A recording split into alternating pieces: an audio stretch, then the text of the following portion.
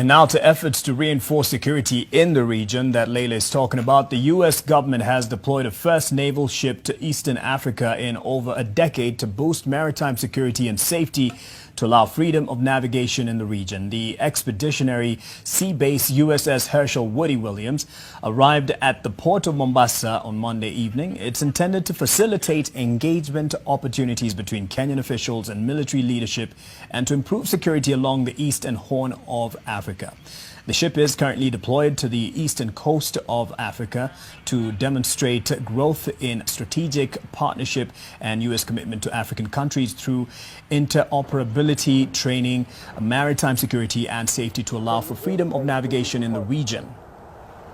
Kenya is a priority to the United States and will remain an integral part of a successful U.S.-African policy and continue to build on the strong defense partnership to create a prosperous economic and security environment.